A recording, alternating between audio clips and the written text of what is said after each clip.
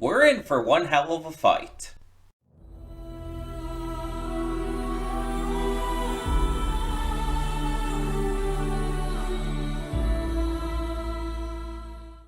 Hey everyone, welcome to Princess Gay. I'm your host Connie, and today we are here with Blue Eye Samurai episode 5? 5? 5. 5. Yes. And last we left off, we're about to get into a major fight. Because shit basically went wrong. And it's not even really Mizu's fault. Mizu, mostly, succeeded at what she was sent to do. The only problem is that she was seen by a kid afterwards, and the kid, out of fear or whatnot, reported her to the bad guy. I can't remember names right now. Um, so yeah, shit's not really in a good place right now because of that, because he plans on destroying the entire place, the entire brothel, everyone in it, killing everyone. It's just, yeah.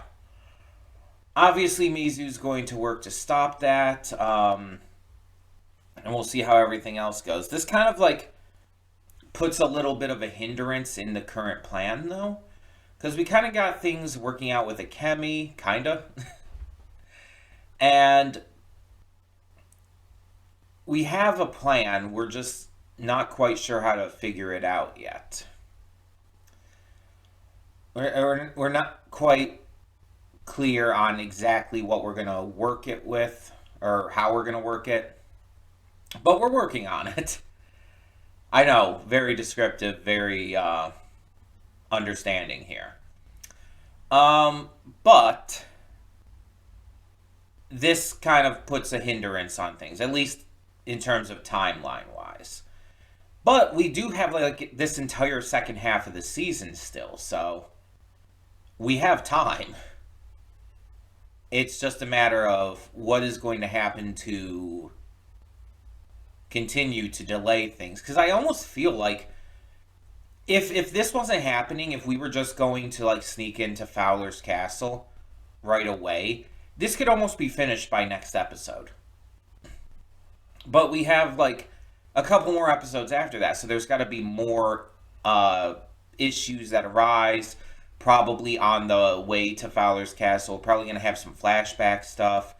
We'll see. We'll see. I don't know exactly what to expect continuing forward. But I'm definitely excited now that Akemi and Mizu are, again, kind of with each other. Traveling together, I guess, from here on out. From what I could tell. Of course, I don't know how long that'll last because Taigen was only traveling with Mizu for a short time, so who knows at this point? Who knows? And we know Akemi's father has sent people after her, so we're still worried about that.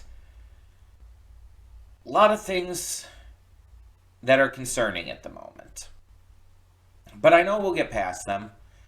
And considering, we already know this is picked up for a second season, right? We can at least assume that it's probably going to go well, I would assume. I would imagine. At least as well as it can. But with all of that being said, I think we should just get into this and see what this episode has in store. So let's get it started. Cutting in here real quick to remind you of all the awesome content we have on the channel. Between Monday and Friday, we have a plethora of awesome series reactions with 2 on Wednesday. We also have movie reactions every Saturday and Sunday. I do pre-record them during the week, but upload them on the weekend. And don't forget about all the gaming content over on the Princess of Gaming channel. We have Baldur's Gate 3 every single day, Horizon Forbidden West on Mondays and Fridays, Tuesdays and Thursdays is Life is Strange, Wednesdays and Sundays is Red Dead Redemption 2, and on Saturdays we have Nier Automata. A lot of great gaming content every day. Don't forget to click the link in the description below to follow it to today's reaction. I redirect everything just due to copyright reasons. And please subscribe to the channel and like the video if you want to see more awesome content such as this. So thank you so much for tuning in, and I will see you at today's reaction. And we are back, and we'll begin with spoilers in 3, 2, 1, now. So, the Bunraku puppet theater ended up being like, I guess you could say like modern day, for lack of a better word, current day, with Akemi there already and having become the bride and all of that having worked out. And while watching the play, she's kind of like relating it to Mizu and all. And she even says at the end there that the Onryo she's met, referring to Mizu, had no love, but was just pure hate, pure vengeance. And the thing is, that's, I feel like, what Mizu is like presenting herself as. In the same way that she kind of like takes on um being a man as more, I guess, like a title than anything, as a way to, achieve her goals and whatnot. She's taking on almost the title of Onryo as a way to, again, achieve her goals. And pushing away any kind of relationships or alliances she could possibly have. Because she's, let's be honest, she's fucking terrified of making connections. And the thing that Akemi doesn't realize, which we found out through these flashbacks, is that it is, as the play says, it is because of love. Because she had genuinely fallen in love with Mikio. And he betrayed her. And it was very obvious it was him who betrayed her, not the mom. I think that the mom was just selling herself to get the money for her opium and everything. Um, it was Mikio who betrayed her. And him, like, kind of pointing the blame at her at the end was him just trying to shift it away from himself. Because he had kind of, I feel, gotten scared of Mizu after she took out all of these soldiers. And he just didn't want to anger her. He didn't want her to kill him, though that didn't end up working. Um, but like I was saying, it's like both him and her mother had died to her before either of them even were killed there. It's it's the case of like her having been betrayed so heartedly by both of them that she just didn't care anymore. The mother she was so like excited and elated to find again, who she had thought was dead, and the husband who she genuinely fell in love with. She didn't care anymore. She found that letting people in, letting her heart be open, caused her nothing but grief in the end.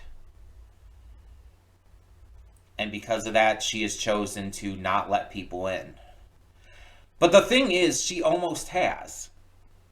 Like, she actually has connected with Ringo, she's connected with Taigen, and to a lesser degree, because she's known her longer, to Akemi.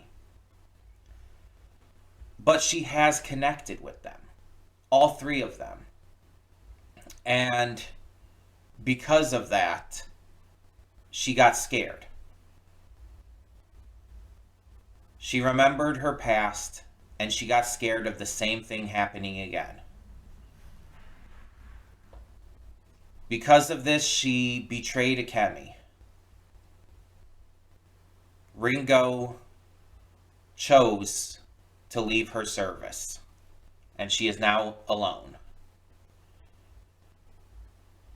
And I don't know exactly where this is going to head, but she's going to have to learn to let people in. Even if there is a risk of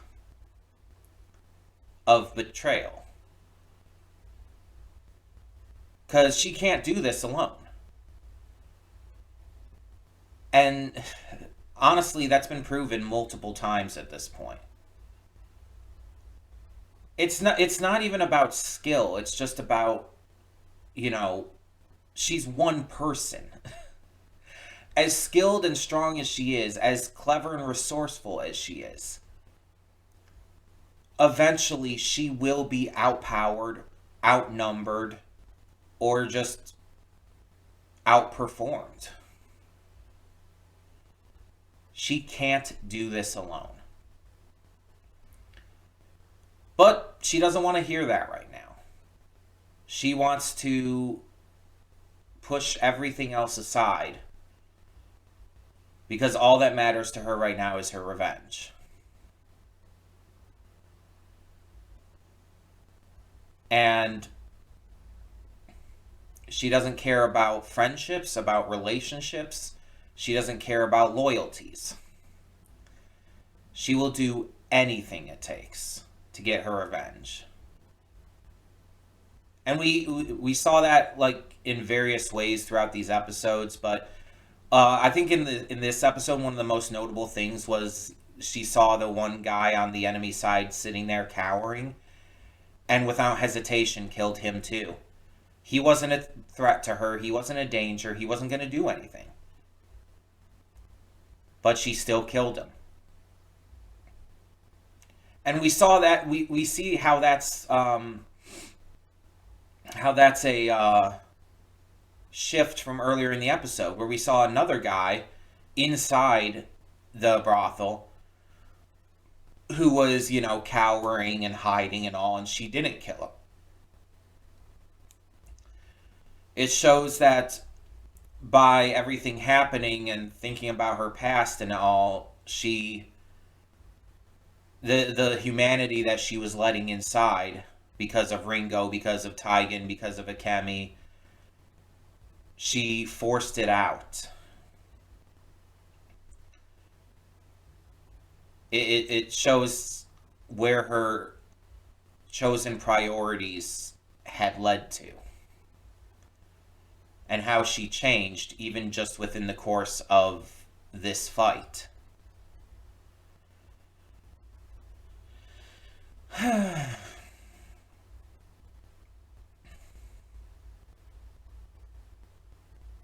It's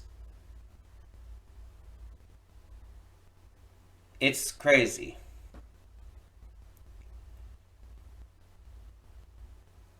And I understand why she's like this, why she's so against these relationships after seeing this backstory. She let her guard down so drastically and was betrayed so completely because of it. You know, I make a lot of comparisons. I draw a lot of comparisons with other shows and stuff, but hear me out here. So it kind of makes me think about Ruby.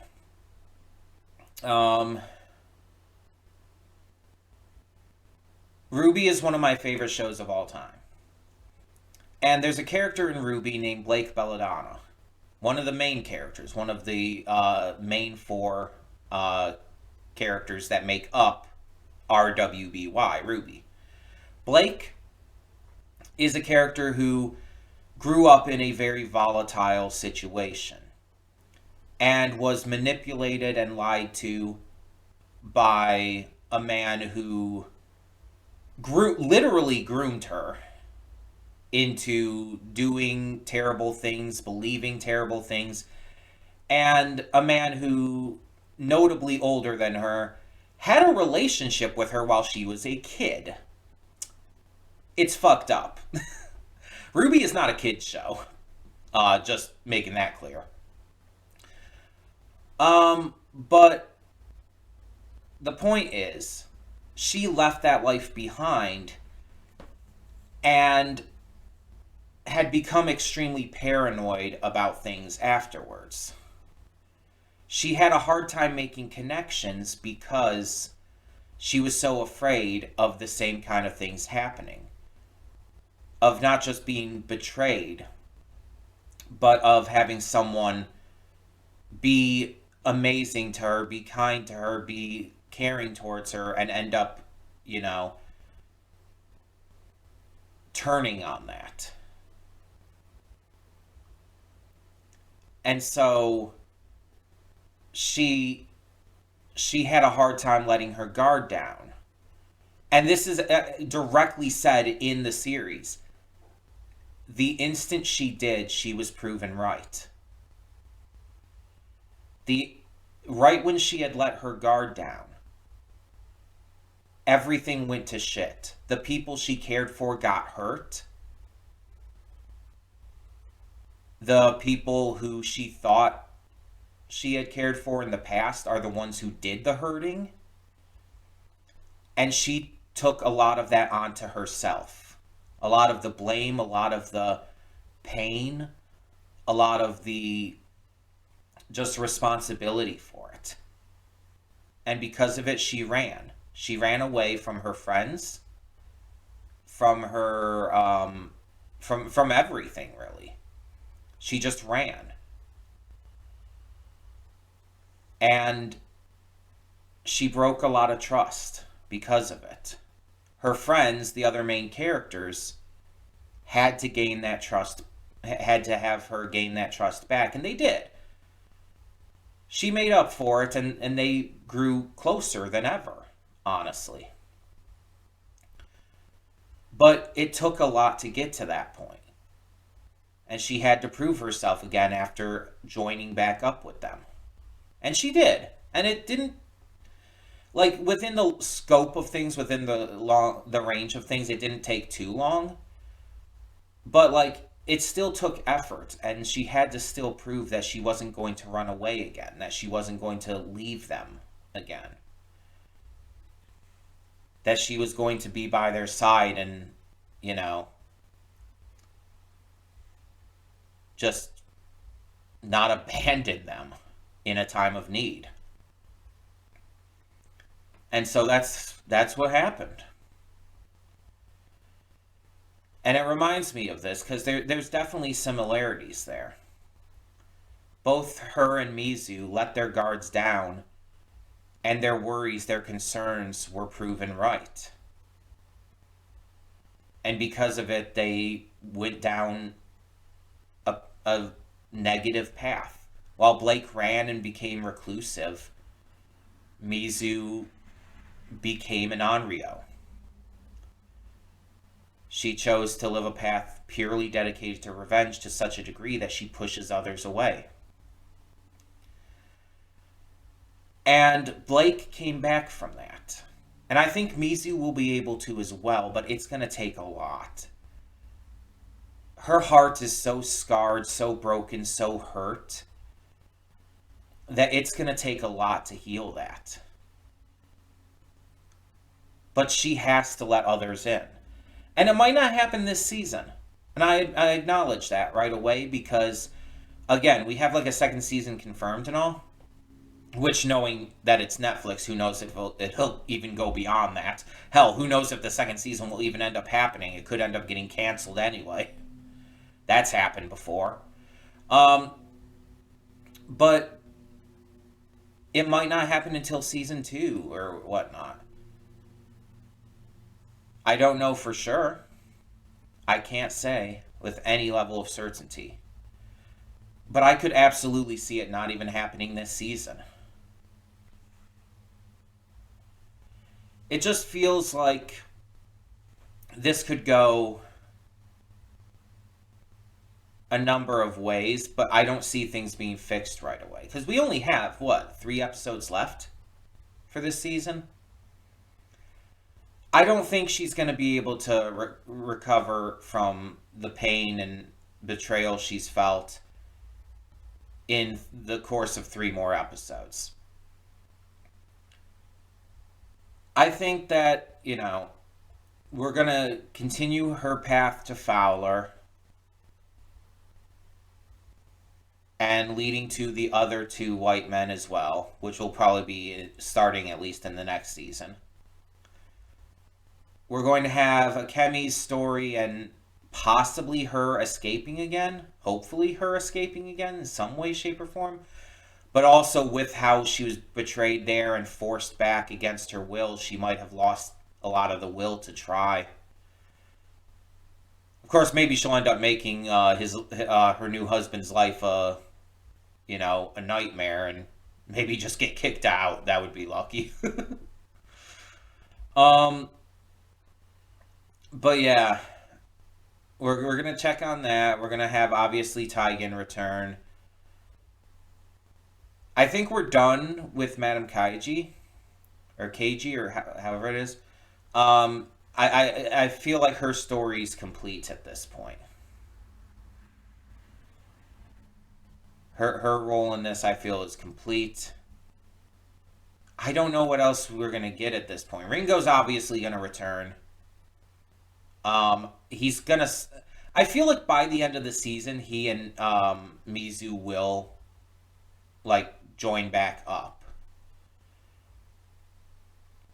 Um, at least, even if just temporarily. But again, we'll see. We'll see. I don't know for sure, and I don't want to know. So obviously, no spoilers. Do not tell me anything that's going to happen.